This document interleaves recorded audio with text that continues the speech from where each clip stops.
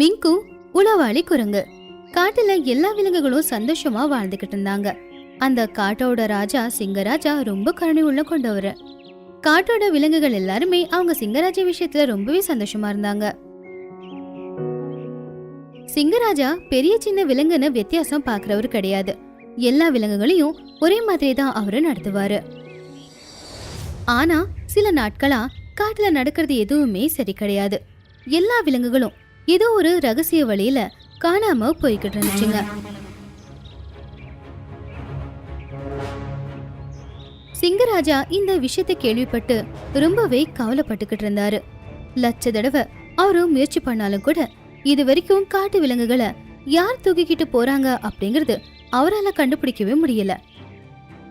ஆனா அன்னையில இருந்து ஒவ்வொரு நாளும் ஒவ்வொரு விலங்கு யாராவது ஒருத்தங்க காணாம போயிட்டாங்கன்னு சொல்ல வந்தாங்க. இந்த பஞ்சாயத்துல